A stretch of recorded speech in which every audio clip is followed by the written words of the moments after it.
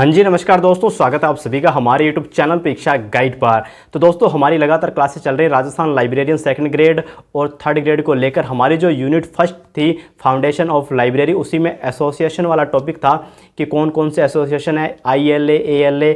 तो उसी श्रृंखला में आज हम लोग बात करने वाले हैं RRLF, यानी कि RRLF, जिसकी फुल फॉर्म होती है राजा राम मोहन राय लाइब्रेरी फाउंडेशन। इसके बारे में हम लोग बहुत ही बेसिक से हाई लेवल तक पढ़ने वाले हैं, क्योंकि इसमें से एक या दो प्रश्न लगातार पूछे जाते हैं एग्जाम में, क्योंकि बहुत ही महत्वपूर्ण टॉपिक है ये। तो बिना किसी देरी के वीडियो करते हैं शुरू। दोस्तों, आज हम बहुत ही महत्वपूर्ण टॉपिक पढ़ने जा रहे हैं RRLF, राजा राम मोहन राय लाइब्रेरी फाउंडेशन के बारे में। इसमें से एक दो प्रश्न लगातार पूछता है और बहुत ही ज़रूरी और महत्वपूर्ण टॉपिक है ये। तो दोस्तों, इसके अंदर पहला पॉइंट है RRLF की स्थापना 22 मई 1972 को कोलकाता में संस्कृति विभाग भारत सरकार के तहत 19वीं शताब्दी के आरंभिक समाज सुधारक राजा राम मोहन राय के जन्म के द्विशताब्दी समारोह के एक भाग के रूप में की गई थी। दोस्तों, अगला पॉइंट है RRLF मिलान और गैर मिलान योजनाओं के तहत सार्वजनिक पुस्तकालयों को वित्तीय सहायता प्रदान करता है। मतलब कि जितने भी सार्वजनिक पुस्तकालय होते हैं उनको वित्तीय फाइनेंशियल हेल्प करता है RRLF। ठीक है दोस्तों। उसके बाद अगला पॉइंट है कि RRLF वित्तीय सहायता मिलान योजना के तहत RRLF और विभिन्न राज्यों या संघ राज्यों क्षेत्रों के प्रशासन के बीच मिलान के आधार पर सहायता साझा की जाती है। ठीक है दोस्तों।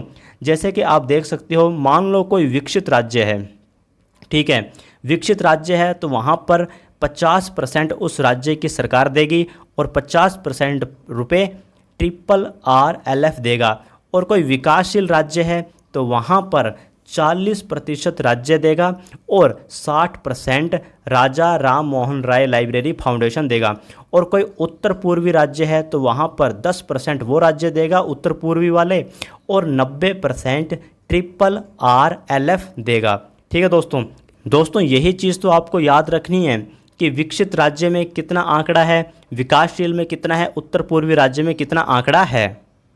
जैसे ही दोस्तों आप आगे आओगे, हालांकि गैर मिलान योजनाओं के तहत सहायता पूरी तरह से RRLF के अपने संसाधनों से दी जाती है, सिवाय सार्वजनिक पुस्तकालय सेवाएं प्रदान करने वाले स्वैच्छिक संगठनों की सहायता के लिए योजना को छोड़कर, जहां यह 90:10 मिलान के आधार पर प्रदान की जाती है। ठीक है दोस्तों, अगला पॉइंट है RRLF संस्कृति मंत्रालय भारत सरकार द्वारा स्थापित और पूरी तरह से वित्त पोषित एक केंद्रीय स्वायत्त संगठन है।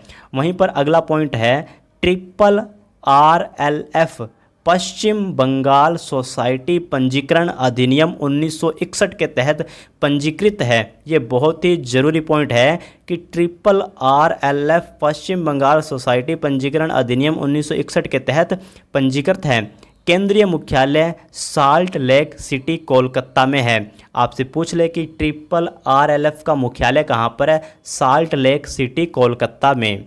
वहीं पर आपसे अगला पॉइंट पूछा जा सकता है कि RRLF के 5 क्षेत्रीय कार्यालय कौन से हैं। तो पहला है north east zonal office at Guwahati Assam में, दूसरा है western zonal office at Mumbai, और तीसरा है northern zonal office at New Delhi, चौथा है southern zonal office at Chennai, और पांचवा है eastern zonal office attached with headquarter at Kolkata में। तो दोस्तों, ये इसके 5 क्षेत्रीय कार्यालय हो गए। उसके बाद नोट लगाकर अगला पॉइंट है, इन जोनल कार्यालयों ने 1987 से 4 सहायक फील्ड अधिकारियों के साथ काम करना शुरू किया था। ठीक है दोस्तों, अगला पॉइंट है RRLF के प्रकाशन कौन कौन से हैं। तो पहला है directories of public libraries in India, दूसरा है टैगोर बिब्लियोग्राफी, तीसरा है RRLF न्यूज़लेटर त्रैमासिक है, चौथा है ग्रंथना, पांचवा है books for the millions at the year doorsteps information manual of triple RLF programmes. दोस्तों छठा है Indian libraries trend and perspectives. ठीक है, अगला पॉइंट है books for the millions at their doorsteps. उनके दरवाजे पर लाखों लोगों ने पुस्तकें सूचना मैनुअल ट्रिपल RLF द्वारा लिखी गई हैं और पहली बार 1983 में प्रकाशित हुई थी। ट्रिपल RLF ने टैगोर पर और उनके द्वारा वेब ग्रंथ सूची का संकलन भी किया। इस ग्रंथ सूची में 42 भाषाओं में प्रकाशित 9000 पुस्तकों की सूची है। दोस्तों अगला पॉइंट है ट्रिपल RLF सार्वजनिक पुस्तकालयों में चिल्ड्रन कॉर्नर स्थापित करने के लिए समान अनुदान प्रदान करता है। प्रथम निर्देशक या अध्यक्ष BP बरुआ थे। Granthana Indian journal of library studies 1990 से ट्रिपल RLF द्वारा प्रकाशित द्विवार्षिक पत्रिका है। अगला पॉइंट है दोस्तों, यहाँ पर आप देख सकते हो ट्रिपल RLF सार्वजनिक पुस्तकालयों से संबंधित है। भारत में सार्वजनिक पुस्तकालय अध्यक्षों के लिए कौशल विकास कार्यक्रम SDP ट्रिपल RLF द्वारा शुरू किया गया था। आपसे पूछ सकता है कि जो भारत में सार्वजनिक पुस्तकालय अध्यक्षों के लिए जो कौशल विकास कार्यक्रम था SDP, वो किसके द्वारा शुरू किया गया? तो वो ट्रिपल RLF के द्वारा शुरू किया गया था। वहीं पर दोस्तों अगला पॉइंट है कि ट्रिपल RLF भारतीय प्रकाशकों के पंजीकरण के लिए जिम्मेदार है। वहीं पर अगला पॉइंट भी देख सकते हो आप लोग, ट्रिपल RLF भारतीय प्रकाशकों के पंजीकरण के लिए जिम्मेदार है। दोस्तों अगला पॉइंट है CIP project in India. CIP cataloguing in publication. Triple RLF प्रकाशन एजेंसियों में कैटालॉगिंग के रूप में सेवाएं प्रदान करने के लिए भारत में कहीं भी और भारतीय मूल के इच्छुक पार्टियों से आवेदन आमंत्रित करता है।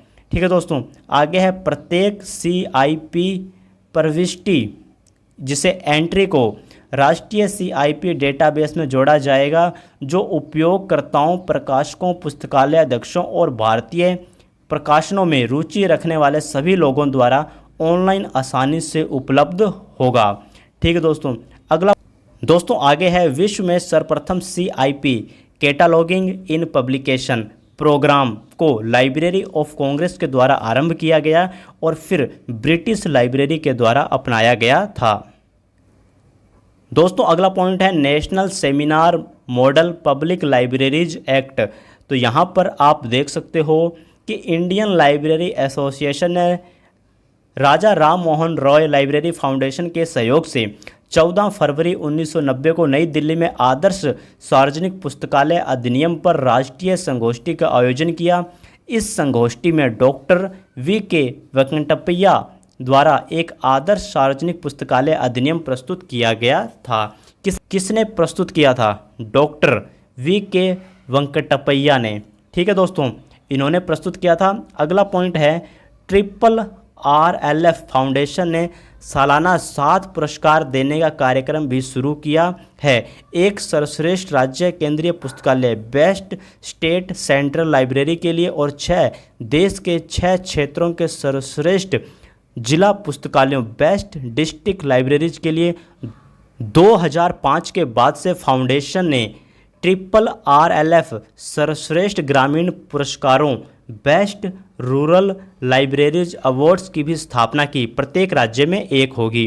ठीक है, उसके बाद दोस्तों आगे है ट्रिपल RLF के उद्देश्य क्या हैं? भारत में पुस्तकालय आंदोलन को बढ़ावा देना। दूसरा है देश में पुस्तकालय विज्ञान का प्रचार करना। तीसरा है एक राष्ट्रीय पुस्तकालय नीति को प्रतिपादित करना और केंद्र और राज्य सरकारों द्वारा इसे अपनाने की दिशा में काम करना। और चौथा उद्देश्य है पुस्तकालय को वित्तीय एवं तकनीकी सहायता प्रदान करना।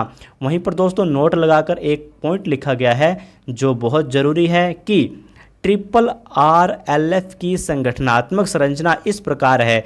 संस्कृति मंत्रालय भारत सरकार या उनके नामित व्यक्ति अध्यक्ष हैं। निर्देशक ट्रिपल RLF के कार्यकारी प्रमुख और पदेन सदस्य सचिव हैं। कार्यों को करने के लिए RRF के पास विभिन्न समितियां हैं। तो कौन कौन सी समिति हैं वो भी आप देख सकते हो। फाउंडेशन कमेटी, तो पहली तो है फाउंडेशन कमेटी। यह एक सर्वोच्च नीति निर्माण निकाय है। इसमें 22 सदस्य होते हैं। प्रख्यात शिक्षाविदों, प्रशासकों, पुस्तकालय अध्यक्षों आदि में से भारत सरकार द्वारा सदस्यों को मनोनीत किया जाता है। दूसरी कमेटी है स्टेट लाइब्रेरी कमेटी SLC, राज्य पुस्तकालय समिति। राज्य पुस्तकालय समिति के माध्यम से प्रत्येक राज्य और केंद्र शासित प्रदेशों में फाउंडेशन कार्य करता है। तीसरी समिति है प्रशासनिक समिति, एडमिनिस्ट्रेटिव कमेटी। यह समिति RRF के प्रशासनिक और वित्तीय मामलों को देखती है। इसमें 11 सदस्य होते हैं। चौथी कमेटी है पुस्तक चयन समिति, बुक सिलेक्शन कमेटी। यह समिति नमूना प्रतियों से पुस्तकों का चयन करने के लिए उत्तरदायी है। इसमें 16 सदस्य होते हैं। और दोस्तों अगली समिति है उसका नाम है अनुदान समिति, ग्रांट्स कमेटी। यह समिति अनुदान स्वीकृत करने के लिए उत्तरदायी होती है। वर्तमान में इसमें 8 सदस्य हैं। और अगली समिति है अनुसंधान समिति, रिसर्च कमेटी। यह समिति अनुसंधान गतिविधियों के मुद्दों पर फाउंडेशन को सलाह देती है। वर्तमान में इसके अंदर 7 सदस्य हैं। ठीक है दोस्तों अगला पॉइंट है national library and information policy, राष्ट्रीय पुस्तकालय और सूचना नीति। इसका निर्माण मई 1986 में हुआ था। प्रथम अध्यक्ष इसके प्रोफेसर DP चट्टोपाध्याय थे। आगे लिखा है इंडिया में नेशनल इंफॉर्मेशन पॉलिसी के प्रारूप को ILA और RRF ने तैयार किया। दोस्तों अगला पॉइंट है भारत में 9000 लाइब्रेरीज को जोड़ने के लिए 1000 करोड़ की योजना की अवधारणा के साथ NML, national mission on libraries and RRLF जुड़ा हुआ है। वहीं पर RRLF के अवार्ड्स भी हैं कुछ, तो वो आप देख सकते हो। पहला अवार्ड है राजा राम मोहन राय अवार्ड, दूसरा है the best state central library award, तीसरा है RRLF best rural library award, चौथा अवार्ड है फेलोशिप अवार्ड, पांचवा है the best district libraries award. आगे लिखा है सार्वजनिक पुस्तकालयों में चिल्ड्रन कॉर्नर स्थापित करने के लिए RRLF समान अनुदान प्रदान करता है। तो दोस्तों ये था आपका RRLF राजा राम मोहन राय पुस्तकालय फाउंडेशन। इससे संबंधित एक एक पॉइंट को बता दिया गया है। वीडियो अच्छी लगे तो लाइक कर देना, चैनल को सब्सक्राइब कर देना। आप इसके अच्छे से नोट्स भी बना सकते हो। धन्यवाद। जय हिंद, जय भारत।